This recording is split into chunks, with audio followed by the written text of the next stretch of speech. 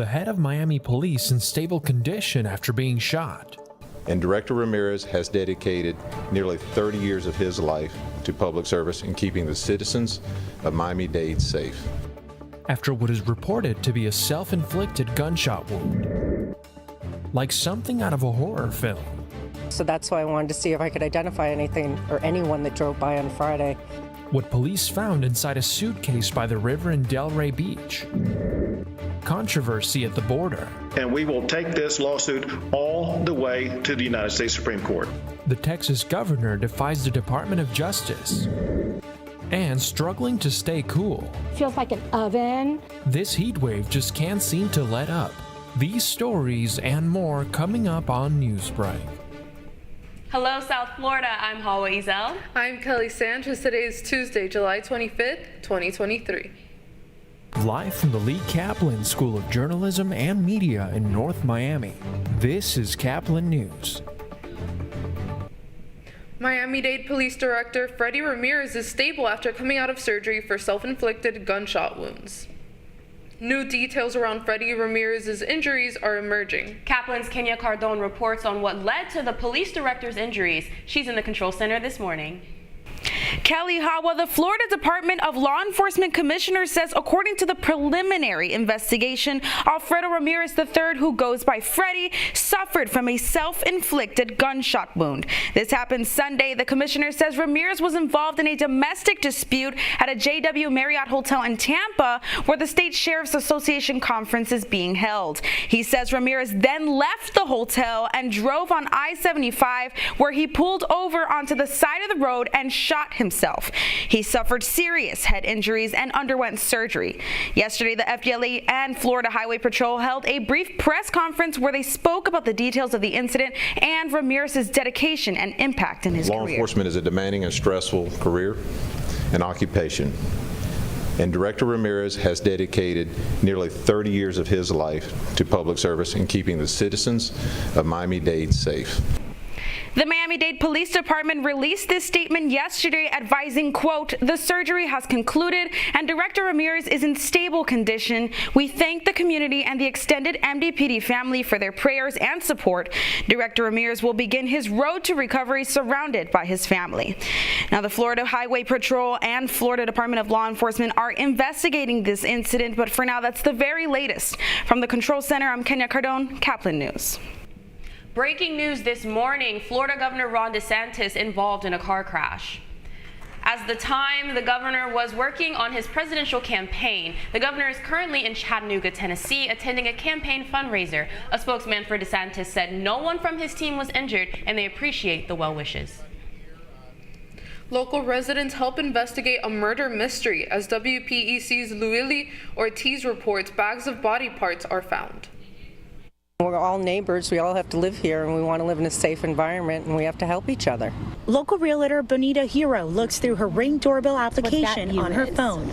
Well, we have our gate right here, and then we just have the local street. On the left, it's a view of the street just down the road to the Intercoastal, where authorities found suitcases filled with a woman's decomposing remains last Friday evening. I came out on Sunday morning. They had the divers out front in the Intercoastal in front of our property, and then so that's why I wanted to see if I could identify anything or anyone that drove by on Friday to see if I could help. It's very scary. I mean, people here are a little rocked, knowing that this happened right in our backyard. These high-tech devices many of us use to keep us safe from the outside world are pointed towards the water on Casarina Road. It's where 2 of the 3 suitcases were discovered. Police were first alerted about this after a construction worker found the first suitcase just 2 miles north in the 100 block of Palm Trail. Officers and detectives responded and were able to corroborate that it was in fact human remains that were protruding from this particular suitcase. Hours ago, we heard from police for the first time since the grim discovery. They talked about the work being done in hopes of solving this murder. Based on the victim's condition, we believe the time frame in which she was put into the water to be between Monday, July 17th, and the early morning hours of Thursday, July 20th. The victim is believed to be somewhere between 35 to 55 years old and either Caucasian or Latin American, roughly 5'4" with brown hair and tattooed eyebrows. She was wearing this floral tank top with a black undershirt and black shorts. The brand of the floral top is Betsabi, which is unique, we believe, and from what we can tell is a Brazilian company. Police reminding the community how their help can really go a long way. No information is too small. I think everybody should have a look and see if something's suspicious or something that maybe somebody saw something and didn't think anything of it, but you go back and you look at the camera and, you know, I think it's a good thing. That was WPEC's Luili Ortiz. Detectives are waiting on the medical examiner's office to figure out how the woman died.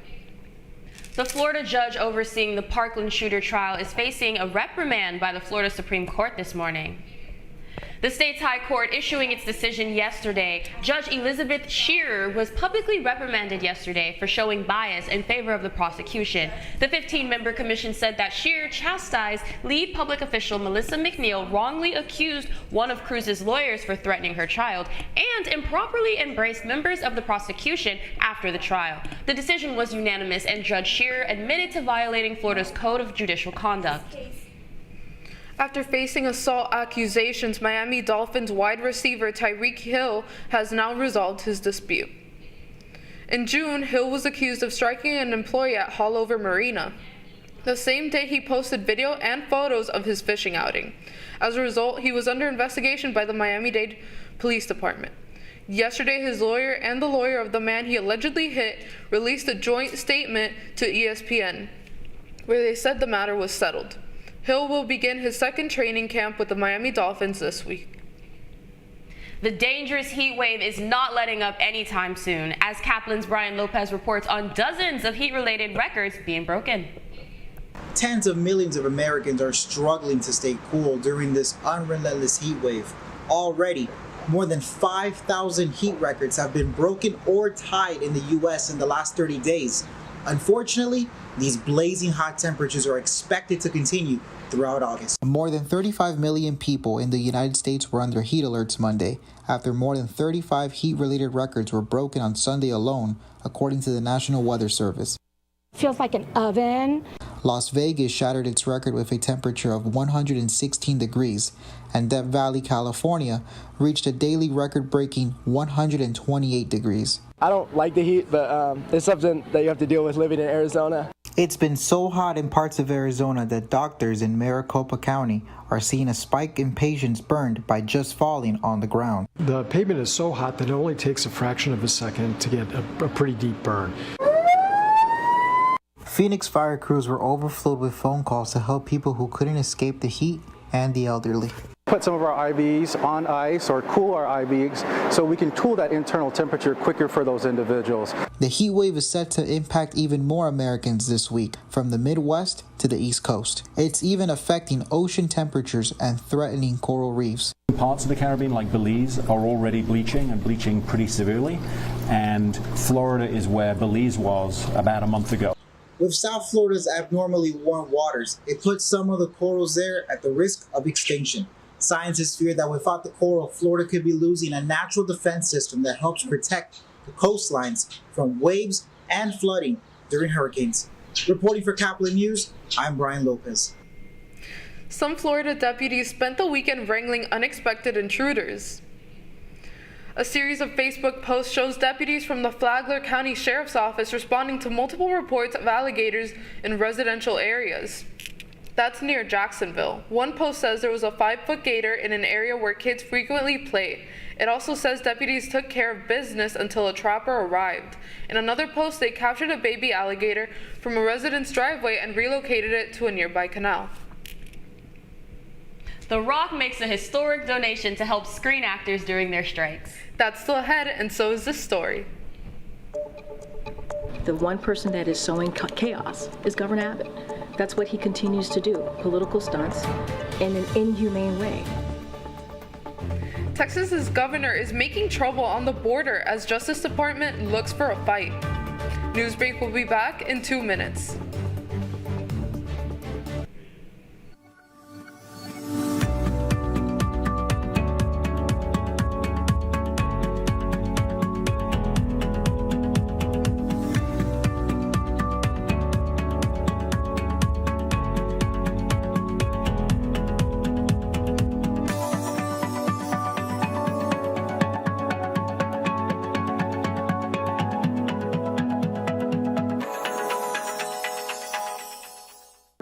See us dream.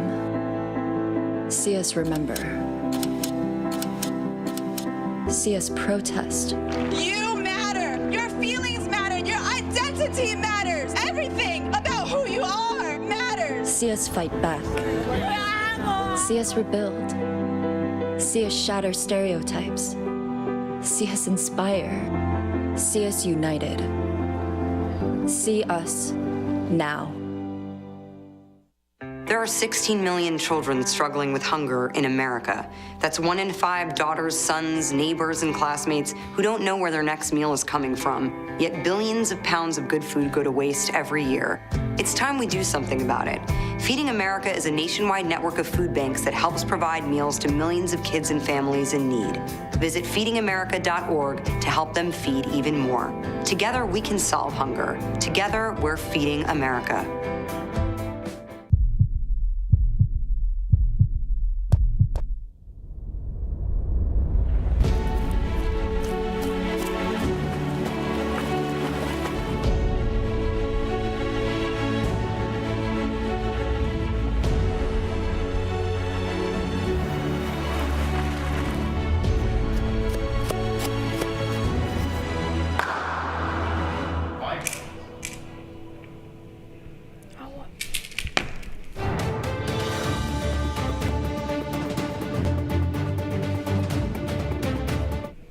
Texas's governor is trying to secure the border in some odd ways, and the Justice Department is fighting back.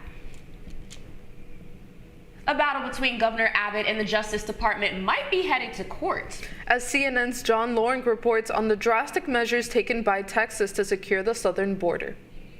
The Lone Star State is ready to rumble with the Justice Department over border security. And we will take this lawsuit all the way to the United States Supreme Court. On Monday, the DOJ filed a federal lawsuit against Texas regarding the floating barriers being used in the Rio Grande River. I support the buoys because they are a deterrent in preventing people from entering the country illegally, but we have to be compassionate in how we handle anyone. I don't care who they are. The DOJ alleges Republican Texas Governor Greg Abbott violated the Rivers and Harbors Appropriation Act by building the barriers without getting permission from the U.S. Army Corps of Engineers.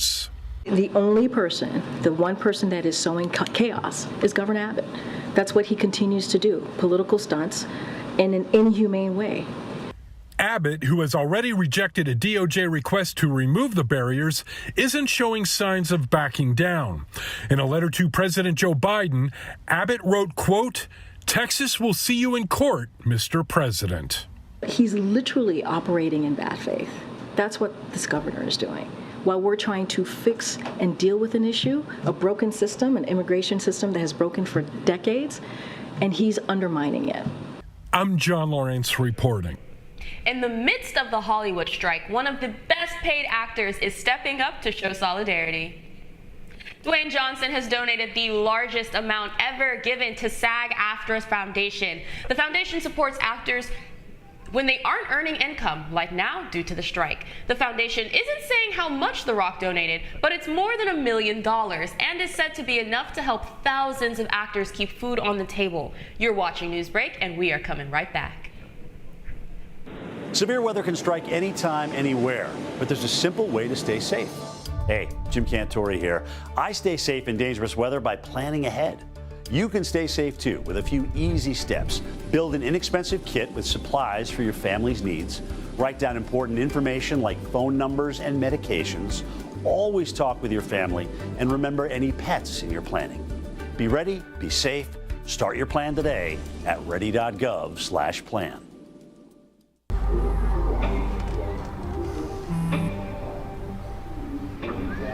I don't know why you're so sad. You've got a roof over your head. You gotta stop with that depression stuff. That's what white people think. You all right? It just feels like it's coming from everywhere. Do you want to talk about it? You can talk to me if you're feeling sad. Whenever you need to talk, I'm here, okay?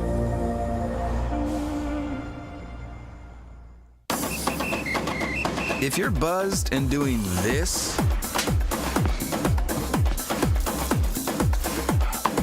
to make yourself feel okay to drive, ZWX.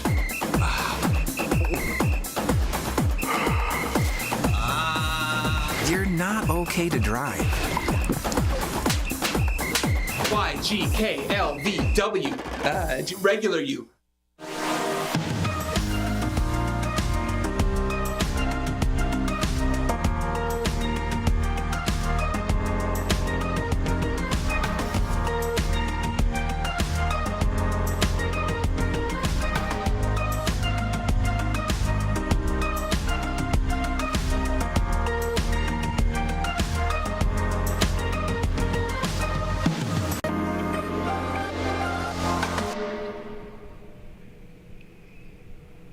That's all the time we have for Newsbreak. I'm Kelly Sanchez. I'm Halwa Ezel. Get more news anytime at caplinnews.fiu.edu.